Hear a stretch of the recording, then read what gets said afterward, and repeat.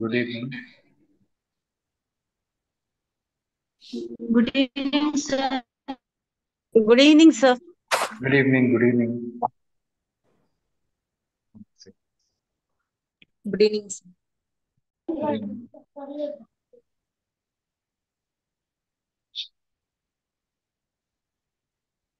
Were you all there yesterday for yesterday's session? Can you all hear me? Yes, sir. Okay.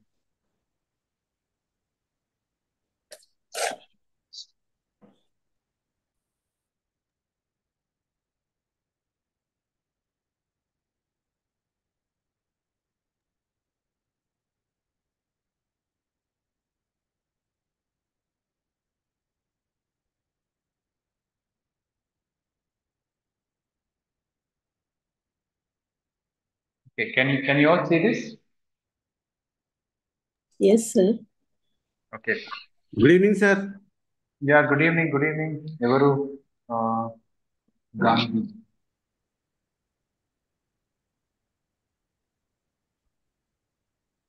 Okay. Sir, So before we start, yes, one doubt, sir. Yesterday, actually, the session got ended at exactly at 7 o'clock. yes, yes. Yeah. I was not aware that they will just immediately cut exactly at 7 o'clock. Yeah, that will be the process every day, sir. So we plan it accordingly. Okay. Okay. So my doubt was how to have an unbiased approach or unconditional positive regard towards the client. So how do we prepare ourselves to be, to be that to have that balance of mind? See, that is the skill, right? That those are the skills that we need to develop and we need to have. Okay. Now the question is like, why am I not able to have that unconditional positive regard to somebody, towards somebody? Like, what is stopping me from having that regard towards somebody? Like, if we start becoming aware of those things, probably then we will be able to work on that. So one usually the reason is probably like I'm judging the person's behaviors. I'm judging the person's thoughts and attitudes because they are different from my own values, thoughts, and attitudes. Okay. So or I am believing that my own ways of thinking or my value system is better than somebody else's values.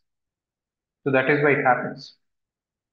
So like having that understanding and being aware of our own value systems, probably that would help in developing that unconditional positive regard. Did I answer your question?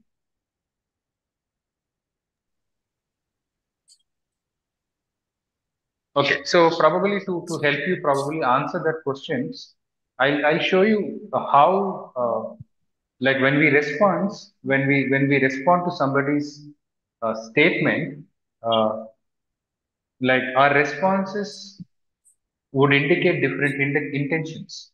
There are intentions underlying responses. Okay, there are different intentions. We might be evaluating what they are saying. Okay, we might be interpreting what they are saying. So there are different intentions underlying responses. Just have a look at, probably we'll quickly have a look at those things. Okay, so like one is evaluative response. Okay, so it is a response that indicates that you have made a judgment of relative goodness. That is, you are saying that it is either good or bad. You are either saying appropriate or inappropriate. Okay, you are either saying it is right or wrong. Okay, so that is probably never helpful in counseling session. Okay, you cannot be evaluated.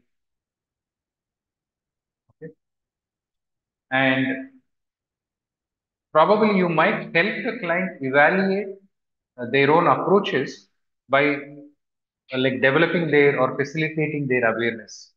So at a later stage in the therapy process, but initial stages, it is never helpful because it stops us from establishing that therapeutic alliance with the client. Okay. The next thing is interpretative. Uh, It is a response that indicates that receiver's intention is to teach, to tell the sender what his problem means, how the sender really feels about the situation. Okay? So the receiver has either like obviously or subtly implied what the person with the problem might or ought to think. Okay, so it's basically interpretation has a role in counseling process. Again, it is not in the early stages. Okay, once you develop therapeutic alliance, once you help the client to feel acceptance, where the client is able to be authentic and express the deepest problems, deepest issues. Okay, once you decide on what are the goals that you need to work on, and when you are working towards the goal, when the client is not able to see what are the blind spots, okay, that's when probably this interpretative responses might help. Okay, but initial stages they hinder in developing therapeutic relationship, good therapeutic relationship. Okay, and supportive responses. Supportive responses are helpful if they are mixed with empathetic responses. And empathetic is basically understanding. So, supportive response is a response that indicates the receiver's intention is to reassure, to pacify, to reduce the sender's intensity of feeling. So, the receiver has in some way implied that the sender need to feel as he does. Okay. So, it's not always sometimes when you use a supportive response, it might indicate that you are invalidating the client's feelings. So it has to be used sparingly. Then probing response. It is a response that indicates that the receiver's intention, that is, receiver is, in this case, receiver is a counselor. Counselor's intention is to seek further information, provoke further discussion along a certain line, and question the sender, that is the client. The receiver or the counselor has in some way implied that the client would or might profitably develop or discuss a point further. So, in that sense, probing has a value in counseling process, but you cannot just probe because you are curious. Like the kind of questions that you ask in probing, it has to have a value for the client as well. Okay, if it is not relevant to what the client is really discussing, what the client is really he's wanting to work on, then it is of no meaning. Okay, then understanding response. Okay, probably this is the most helpful response in the counseling process as a counselor that you can give to the client. It is a response that indicates that counselor intention is to respond only to ask whether the receiver correctly understands what the sender is saying, how the sender feels about the problem, and how the sender sees the problem. Okay, so it is telling the client that this is what I understood. Is it right? This is what you have been feeling. This is what is going on in your life. Okay, this is how you are feeling. Okay, so tell that person that this is what you understood so that the client feels understood. Okay, if that is not communicated properly, client will not feel understood. So understanding is also one very important response. Okay, so then we'll stop these things here. It is important that all these responses are useful, but some responses are useful in the earlier stages, some responses are useful in the later stages. Using these different kind of, and especially evaluative responses, probably it's not useful at all. Okay, so you have to use them depending upon the readiness, depending upon the stage and the level in the counseling process where you are in the counseling process. Okay, so now we are going to look at few models of counseling. Okay, so first we start with what is a model of counseling. Okay, see in your syllabus, I think there are 3 or 4 different models. One is called Ivy's model of counseling. Okay, then other is called Nelson and Jones model of counseling. But we are going to focus mostly on Egan's model of counseling because the whole course is developed based on Egan's model of counseling. Okay. Now, what is a model? When we talk about counseling, what is a model? Like, can anyone tell me what is a model?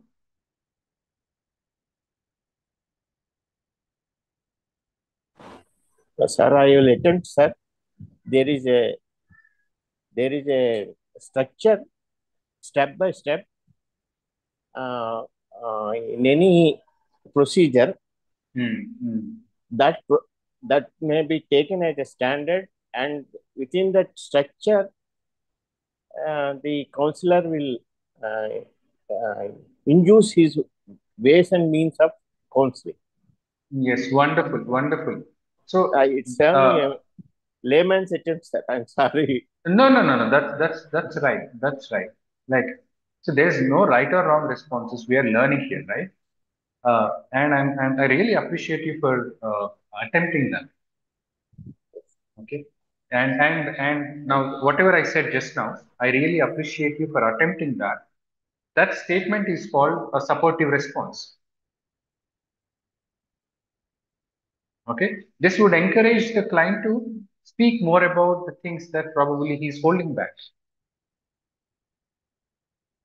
Okay. I'm just using this as an example, but I really appreciate you for like, I mean, even though you're not sure, that you tried to give that response, and that was right. Okay. So it basically, it a model lays out the steps, the structure, the process. Like, model also helps you to understand, like, when to start, where to intervene, and how do you know that it ended, right? So if you don't have a model, you don't know where to stop,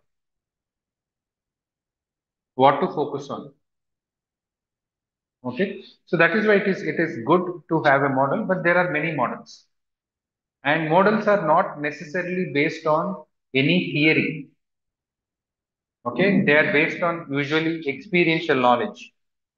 What I understand from my experiences, variety of experiences dealing with variety of clients or in variety of settings. So I might develop, based on my experience, I might develop a model. I might abstract certain components and then develop a model. It is not necessarily that it is related to any theory. Okay. Yeah. So let's look at model of counseling. So it is a process whereby a counselor and a client can see progress being made towards that goal. It reflects a process where you can see where you are in the process. Like, as one of you pointed out, there are different steps. So you can easily map where you are exactly in the counseling process. It helps you to understand whether you are making progress or not, or whether you have reached your goal or not. Okay. So, like, we have seen different steps in yesterday's class. Like, for example, first you develop the therapeutic relationship. Okay. Then you explore the situation. Then you understand the situation. Okay. Then you make some decisions about the situation, and then you act upon the situation. Okay. So those can be steps. Those can be steps in the process of counseling. So that can be one model. Okay. So the process includes, okay, as I mentioned, a contract or parameters that explore the situation, then understand the situation, then come to some decisions about the situation and act upon the situation. Sometimes action could be not doing anything as well. So a model of counseling may or may not stem from a psychological theory. Okay. It is actually based on an experiential understanding or a revelation. Okay. Or a sudden insight, probably. So there are different models that we are going to talk about. We will briefly touch upon Ivy's model of counseling, and then Nelson and Jones model of counseling. Then we get into Egan's model of counseling. And Egan's model of counseling is something that we are going to cover in most of our classes, because that is where we are going to learn about various skills. Okay. So it's not just theoretical basis. Probably I would give you a short exercises. If you are willing to do that, you can just take few minutes time and do it and respond to me. So that will help you to understand those concepts clearly. Probably that we can do from our next session onwards. Okay. So the first model is Ivy's model of counseling. Okay. So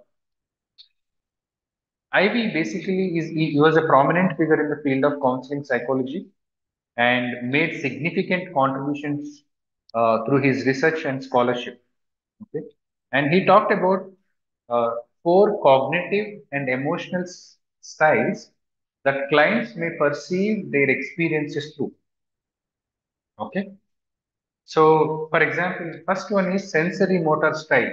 The way we perceive our experiences, we differ in terms of the way we perceive, we understand, we make sense of our experiences. Okay, the first one he talks about is sensory motor. So this particular style emphasizes the person. If I have this particular kind of style, I focus more on experiencing feelings. I'm more of a feeling person. Okay, so I focus on the physical sensations associated with emotions. Okay, so they are more of understanding things in terms of these feelings or sensing things in terms of feelings, whereas people with concrete style, okay, they tend to focus on practical, tangible, the aspects that can be seen. Okay, so they focus on practical and tangible aspects of their experience. Then next is formal operational. Okay, where this style involves basically, as the name implies, abstract thinking and reasoning. So they understand things through abstract thinking and reasoning. And the last one is dialectic approach system. So people with this kind of style, they integrate, they combine the opposing viewpoints and try to arrive at a synthesis, try to arrive at a balanced understanding of things.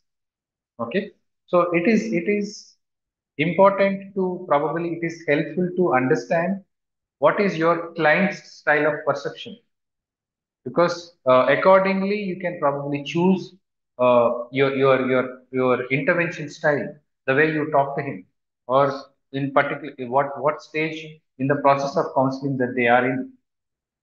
Okay, so as I told you, Ivy is a prominent figure in the field of counseling psychology, and he has made significant contributions through his research and scholarship. And he's particularly known for his work in multicultural counseling and psychotherapy. And he developed various counseling models and approach. He has focused on understanding and addressing cultural factors in counseling, including what is the impact of race, ethnicity, gender, social class on the process of therapy. Okay. So according to him, there are certain basic stages in counseling. Uh, sorry. So the first stage, according to him, is developing the client-clinician relationship. Once you develop the relationship, then you clarify and assess what is the current problem, current situation in client's life. Then you identify and set the goals. Then once you set the goals, you develop interventions and you implement those interventions so that the client can reach those goals. Then it ends with planning, termination, and following up. Okay? So each stage would require a certain skill. Okay, each rate, the skill that counselor must possess is different for each stage. So Ivy's way of training counselors is like teaching those micro skills. So he says each stage would require a different skill, and that particular skill is first taught. Okay, like as a micro skill. So let's look at what are the probably examples of skills that are useful in each of these stages. So to develop the client clinician relationship, okay, what you need is attending. where you actively listen to the client, you show empathy to the client. So that's where you develop client clinician relationship. In our last class, we have seen what is the importance of therapeutic relationship.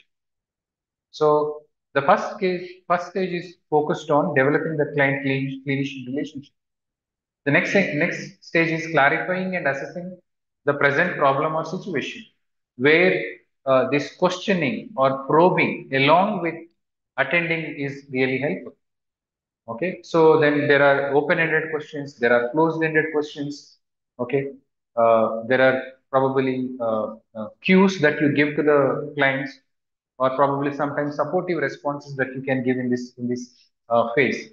Uh, in the third step, identifying and setting counseling or treatment goal, you focus because a client might come up with various problems. Okay, basically focusing involves helping clients to narrow down and clarify the focus of their exploration. Okay, and if there are probably 10 or 15 goals, you will help them to like prioritize what is important for them. So that is what focusing means. The next thing is designing and implementing interventions. So one of the interventions that we use is confrontation. Okay, so basically, confrontation means gently challenging clients to explore like what are the discrepancies in what they are presenting. Okay, like they might be having certain goals, but their actions may not be consistent with what they are seeking to have. So you explore those inconsistencies or patterns of behavior that are probably hindering their progress. They want to grow in their career, but they are procrastinating a lot. Okay, so you bring those things to their notice. Like for example, suppose a client is repeatedly complaining about feeling lonely and isolated, but he's consistently declining invitations to any functions or any social events, and he's avoiding to reach out to friends. Okay, he's feeling lonely and isolated, but he's not trying to meet anybody. So that is a discrepancy or inconsistency. So as a counselor, you might gently confront the client by saying, you might say that I have noticed that you often mention feeling lonely, but it seems like you also tend to avoid opportunities to connect with others. Can we explore what might be behind this pattern? Something like that. Okay. So you can say that. That is part of the intervention. Okay. Then planning, termination, and follow. So you plan termination because termination can bring lot of mixed feelings. Okay, and so you need to give a proper closure to the clients. Some clients would like having booster sessions. Like some clients might feel abandoned if you abruptly stop. So that is why you have to plan the termination. Probably you need to at least let the client know at least 1 or 2 sessions before that we are going to stop, so that they will be mentally prepared. And you will also talk about booster sessions. Maybe after we stop sessions, we will meet after 3 months once, after 6 months once. Okay, something like that. So you also prepare a plan called relapse prevention plan.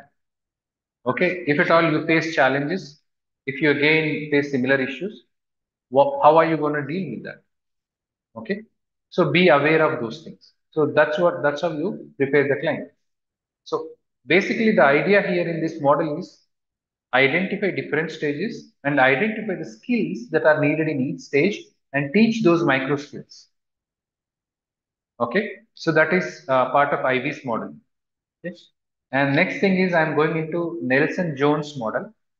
Okay, I'm gonna not much talk about this model, but it is similar to what we have just spoken. There are three stages here. Relating, as the name implies, you develop that relationship with the client. That is, it is talking about therapeutic relationship.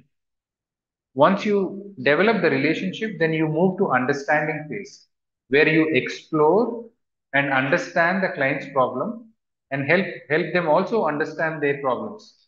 They might be presenting initially one problem, but that might not be the real problem. Okay, so you need to by using variety of skills, you need to get to the core issue. Okay, once you arrive at the issue and then set the goals, then you work on changing. That's where the intervention process comes. Okay, so basically, this model has these three stages. In these three stages, there can be some sub stages as well. Okay, this is Nelson Jones model. Okay, now we are moving into the most important model, that is, like we are gonna probably understand this model in detail in the coming sessions, but I'm just going to give you an overview of this model today. Okay, this is called skilled helper model. It is given by Gerard Egan or Gerard Egan. Okay, Egan proposed a three-stage model known as Egan's skilled helper model as a useful tool in helping people to solve their own problems through empowerment and help them develop future opportunities. He was a professor of organizational development and psychology at Loyola University in Chicago, and he considered his methods to be more about prevention rather than cure when initially he was developing, though it evolved over a period of time. So his goals primarily were to help, sorry,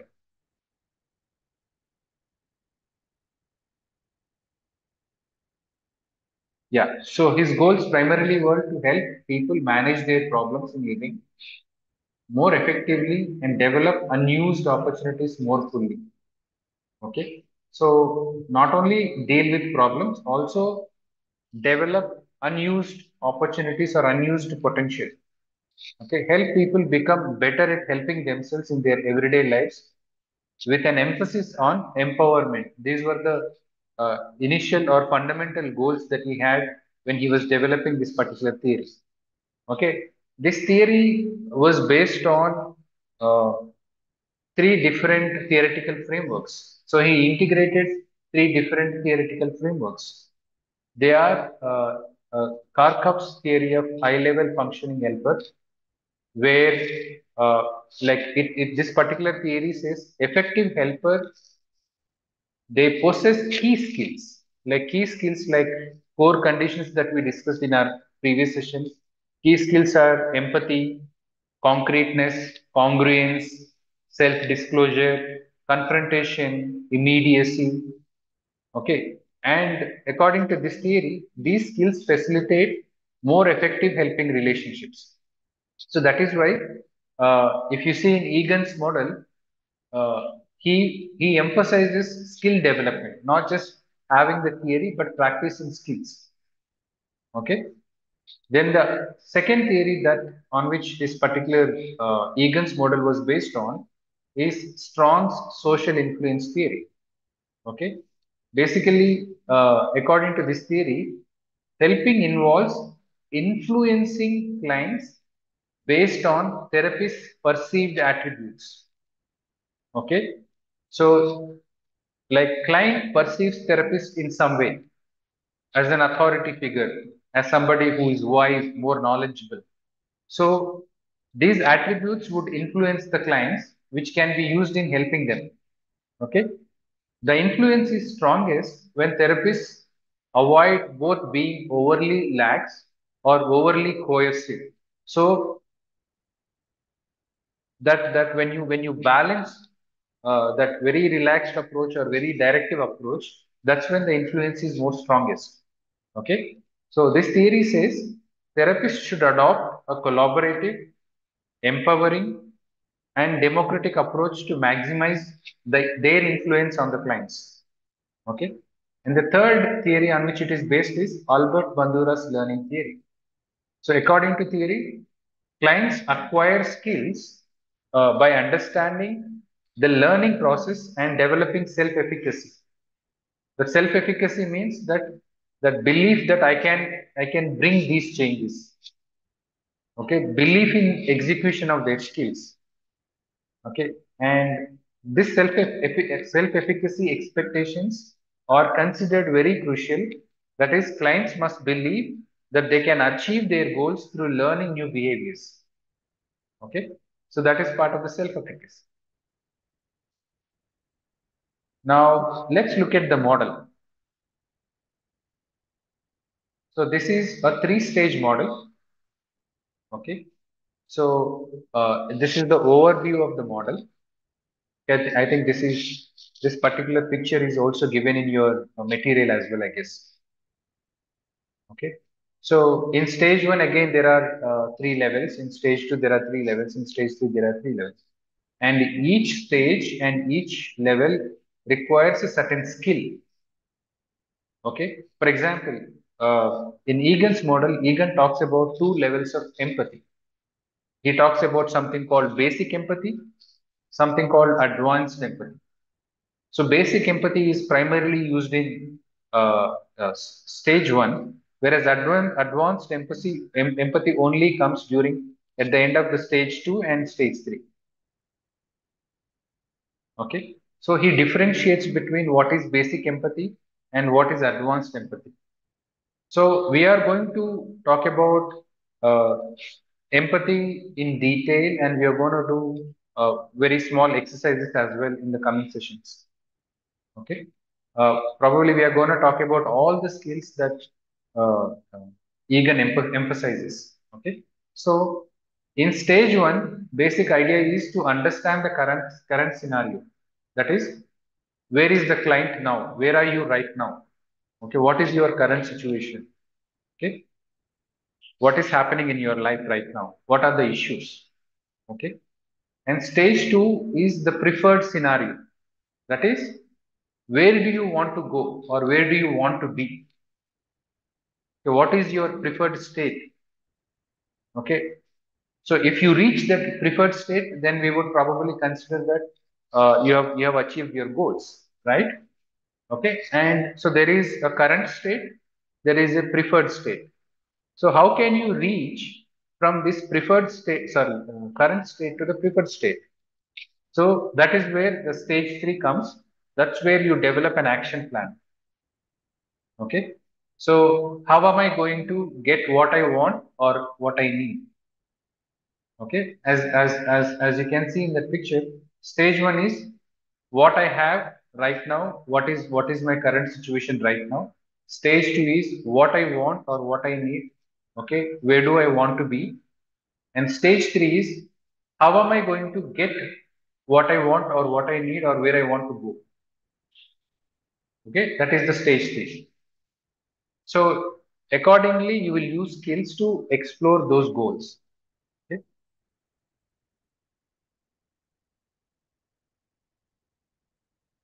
Again, so the stage one is reviewing the current scenario. Where are you now? Okay. And stage two, developing the preferred scenario. Where do you want to be? Stage three is getting, how will I get there? How will you get there? Okay. So basically, the stage one, as you can see, it is more of exploratory, where you try to explore, okay, where you can be more creative in terms of the kind of questions that are asked, okay, so that you arrive at the real problem. So the client, most of the times, what happens is clients come with one issue, but the real issue is not that. So, so getting at the real issue depends upon your creativity, okay, your skill. So it is more of exploratory stage. And the stage two is basically it is challenging state where you show them what their blind spots are, what their discrepancies are, or what their inconsistencies are, where you help them test the reality. Okay. And level three is where you help them focus, develop an action plan, commit to that action plan. Okay. So these are the three different levels in Egan's model.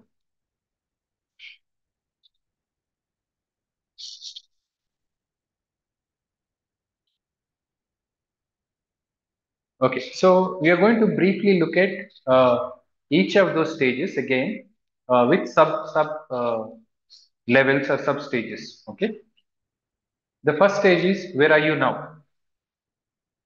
So the 1A would be like understanding what is going on. That's where you encourage the individual to tell and explore their story. So what is the skill that is most useful here? active listening, showing empathy. Okay.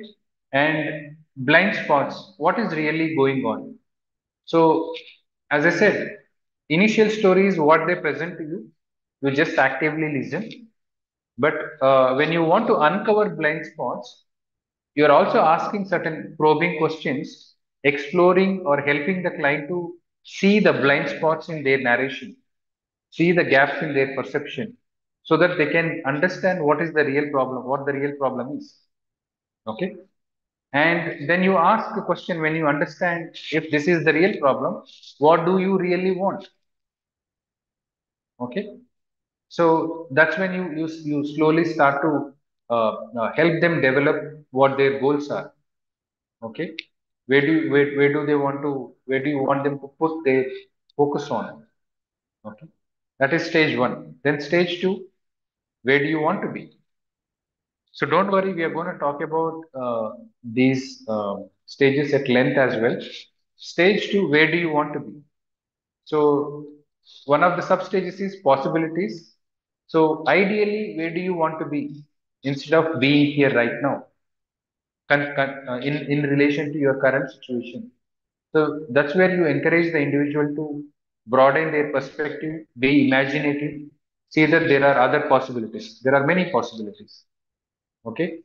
So where do I really want to be? The next step, that is, like, you help them develop smart goals. I'm sure that you're aware of smart goals, right? What S means, M means, A means, R means, T means. You're aware, right? Nor do you want me to present them? Okay, smart goal. Okay, specific, measurable, achievable, realistic, and time bound. Yeah, smart goals. Okay. Next, commitment. Okay, what are the goals am I committed to? So, like, where there could be many possibilities, many ways of reaching the goal. Okay, there could be many goals, but what are the goals that I am committed to? So you facilitate the individual to consider costs and benefits and risks and gains of committing to a particular goal. So that is the third sub stage in stage two. Then once this is done, once they set goals, once they commit to a certain goal, then you try to find out what are the action plan, what is the action plan that I can take. Like, how can I get there? How can I get where I want to be? So that's where comes possible actions. What action plans that I can take? So how will you get there? There are 101 ways to achieve the goal. So this is where we encourage individual to generate ideas on how they could get there, who and what could help, and what they could use from past experiences. Okay. So we use something called force field analysis here. Okay. We will talk about force field analysis later. We use something called force field analysis. Okay. Then you talk about best fit strategies. Like, amongst the, after brainstorming, I might develop, there are 10 ways that I can achieve the goal. But what will work for me best? Okay. That's where you do something called crave analysis. CRAVE, crave analysis. So this is where you enable the individual to think through which strategy has the most appeal and plays to their strengths and makes the biggest step toward their goal or outcome. Okay. Then the final thing is the plan. What am I going to do?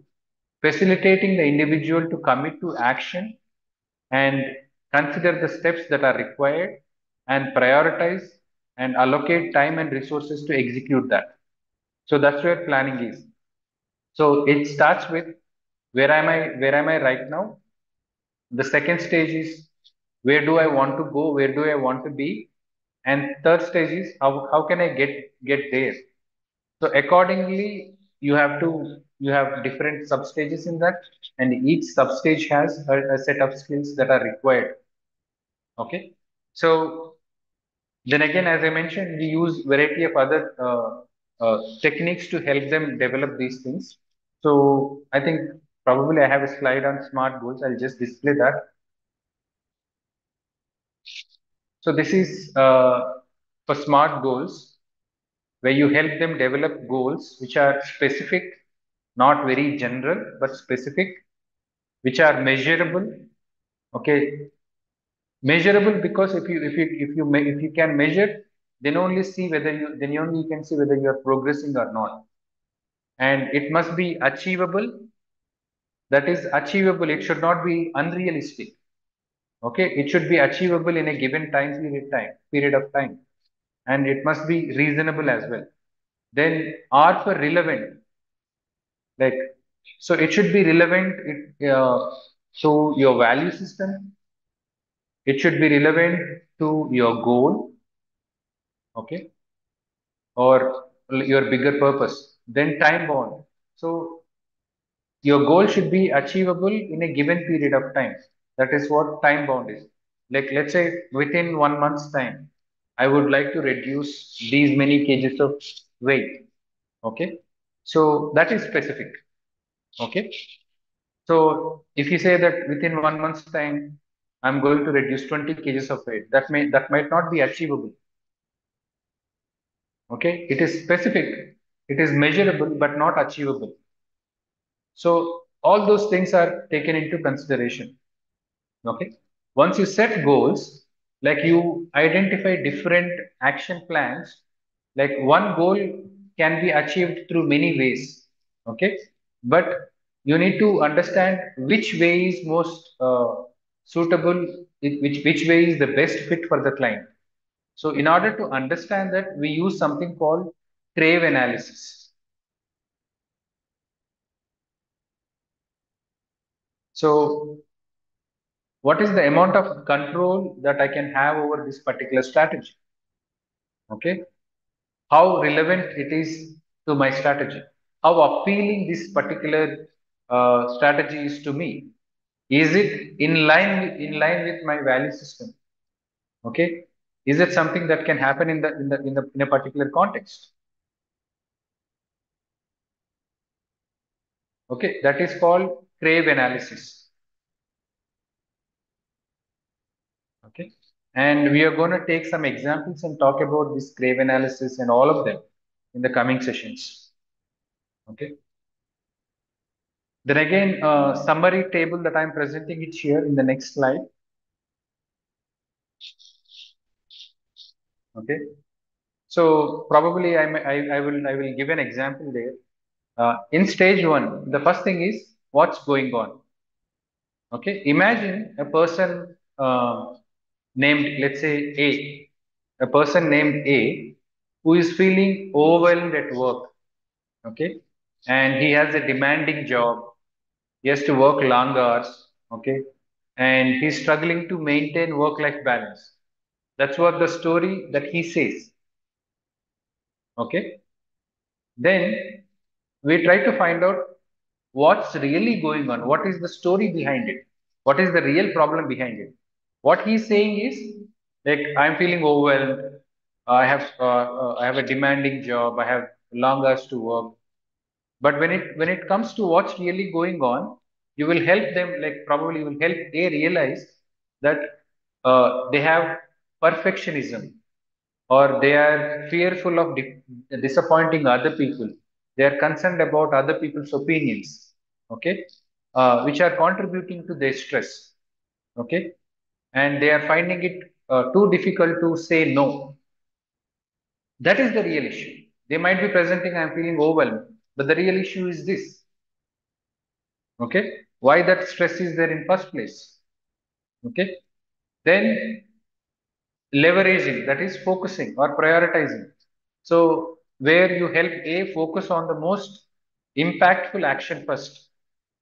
Okay, that could be probably delegating his tasks to subordinates, willing to delegate, because perfectionist finds very difficult to delegate tasks to somebody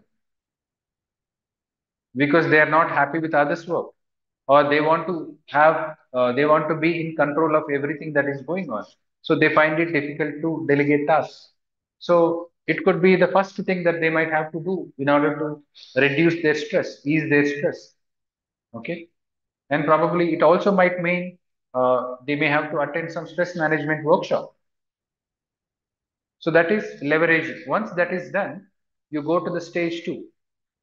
Okay, then you help them set specific goals, like smart goals. Okay, which could mean probably the goal. One goal could be reduce my working hour by 10% within next 1 month. Okay, goal two could be delegating tasks to colleagues to lighten my workload. Okay, goal three could be attending a stress management workshop. Okay, in the next 1 month. So those are the goals that you will help the client to set. Then the next thing comes commitment. Okay, first you check whether the goals are right. Once the goals are right, like you help them commit to their goals and regularly check their progress, whether they are moving towards that or not. Okay, and whenever they are moving, you appreciate them, you support them. Then you go to stage three, where you look at like possibilities. Okay, or possible actions. How many ways are there? Okay, like for example, person A might explore time management techniques to like allocate working hours more efficiently, or he might consider discussing workload concerns with his supervisor, or he might seek support from colleagues or a mentor, or he might explore probably, let's say, stress reduction strategies, like mindfulness exercises, etc. So there are various possible actions that he might consider. But then you come to what are the best fit strategies. That's where you do crave analysis. What will work for me? What is more appealing to me? What is more relevant to me? So person A might choose strategies based on their personality, their preference, and their circumstances. So like they might practice assertiveness to set boundaries, to learn to say no, or probably using relaxation techniques whenever he gets break. So those could be best fit strategies considering current circumstances. In the current circumstance, everything might not work, so attending stress reduction or stress management workshop might not work there. Okay, then the next thing is plan what next and when. So like in session also, what you can do is like what usually what you talk about is what are you going to talk about next week. But here in the context of this client, the client might plan for the next week, like I will discuss my workload concerns with my supervisor. Okay, this week, coming week, I'm going to discuss my workload concerns with the supervisor, and within 2 weeks I will delegate certain specific tasks to my colleagues and subordinates. And probably the person might say to oneself that within a month I will attend the stress management workshop. Okay, so those are all basically what next and when. They are more specific. Okay, it's not just saying to oneself that I will attend a stress management workshop, but when are you going to do that? And it's not enough to say that I will delegate specific tasks to colleagues, but when are you going to do this? Within 2 weeks. So something like that. So that is being specific. Okay, so ultimately, all these actions should lead to improved work-life balance, reduced stress, and greater job satisfaction, like which are the primary complaints of the client. Okay, so that's how you take them through different stages: stage one, stage two, and stage three. Okay, is it clear? Yes, Yes. sir. Okay, Yes, sir. so if you have any doubt regarding that, you can ask me. Whatever we had discussed. So each stage probably may not be the stage, but the skills in each of those stages we will discuss. And if you are all willing, we can do small exercises as well. Would it be fine with you? Yes, sir. Yeah, rather Yes, than sir. Yes, just sir. discussing theory, if I Yes, can sir. give you some exercises to do, just not we can, because we have only 1 hour time, we cannot spend long time. Probably 10 minutes we can spend. Rest of the 50 minutes we can discuss the theory. But it is good if you can see, if you can practice them. That would really help you.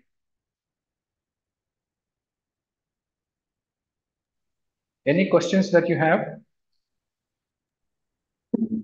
Sir, good evening, sir. This is Sarita. Sorry. This is Sarita Singh, sir. Okay, Sarita. Yeah. Sir, all these in stage 1, stage 2, and stage 3, all these are followed in the 3 methods, sir. Ivy, Nelson, and Gerard. I'm really sorry, Sarita. I am unable to hear you clearly. Your uh, this sound is not clear.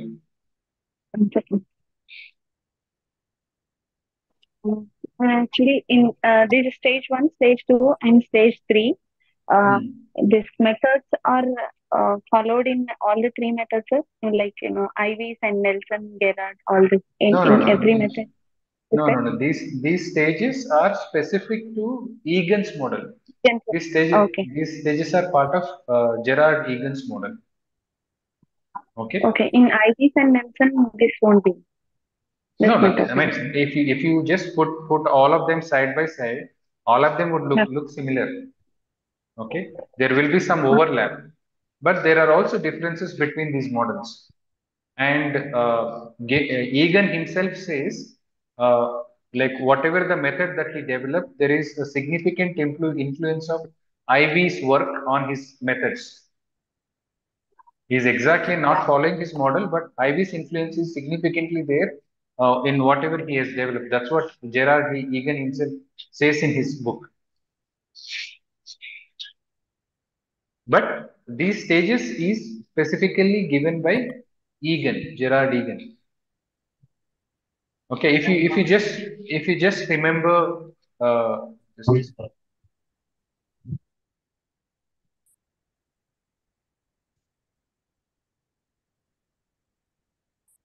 if you see here, this is also similar, right? Like if you see relating, it is Nelson Jones model. Relating is it we have not gone into different substages here, but relating is basically developing a relationship.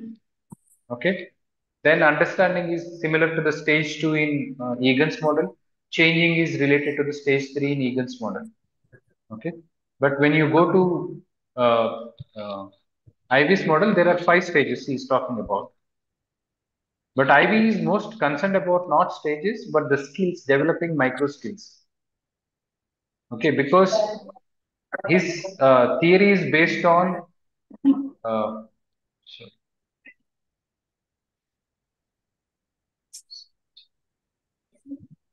Okay, so his theory is basically the idea is skills of a counselor are very much they play an important role in the success of counseling.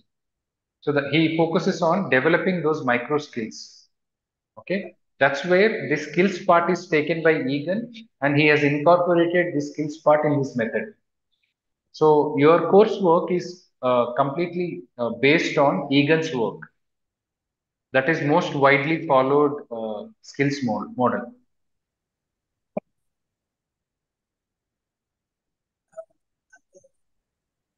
Thank you, sir.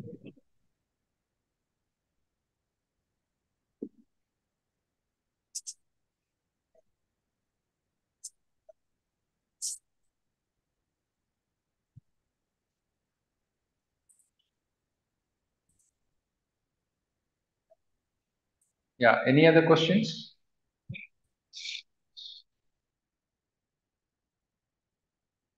Sir, this is Shobha.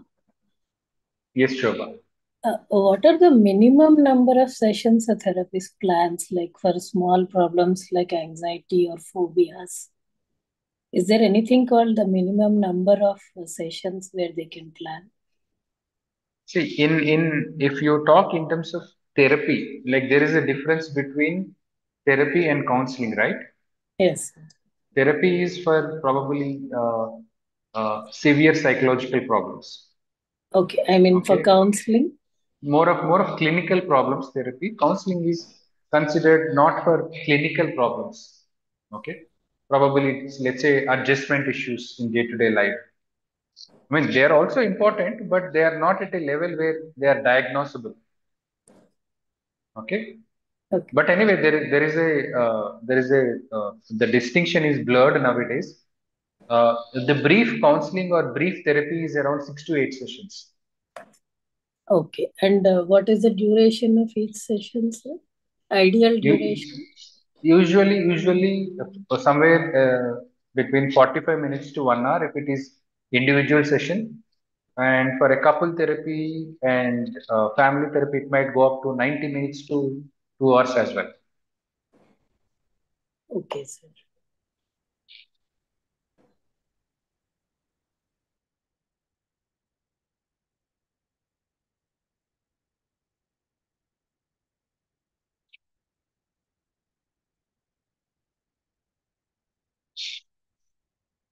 Any other questions? So tomorrow we will take up one particular skill. Probably we can probably finish two skills. That is attending and listening, and then empathy. We'll try to have some exercises as well.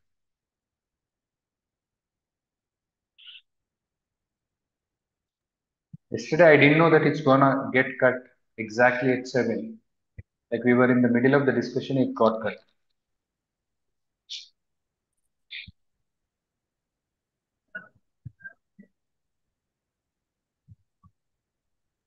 Sir, as introspection plays key role in humans' betterment, Yes. is there any activity based on that developed by therapists or counselors or given as a homework to the clients? See, I mean that introspection happens in the process of counseling itself. Like the way you ask questions, you turn their attention to certain aspects of themselves that they are not considering. Okay. And when you give them self monitoring exercises, when you ask them to write about what happened this week, how you like when you felt upset, what were your thought processes, what were your emotions, that's basically introspecting, reflecting on what is happening. So it is part of any counseling and therapy process. But that introspection we also facilitate as part of the therapy in session or as part of the counseling session itself. Like by the way you ask questions, by the way you reframe, rephrase, all of them will help the client to look into certain aspects that they have not been looking at. Okay. Thank you. I think it's only 20 seconds. Thank you all for your patient listening, and we'll see you tomorrow. Yeah. Thank you, you very much, sir. It's very Thank you, sir. interesting. Thank you so much. Thank you very much, sir. Yeah, thank you. Thank you.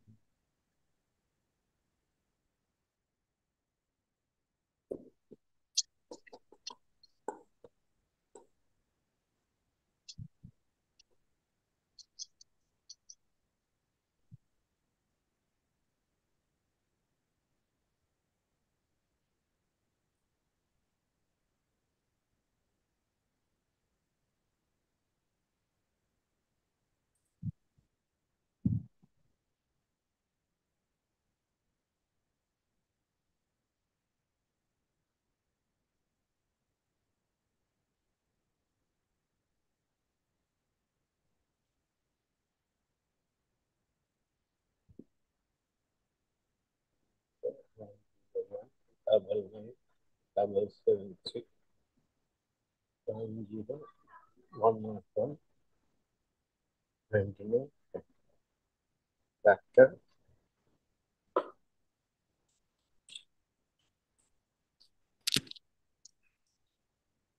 Okay, Krishna garu, shall we leave?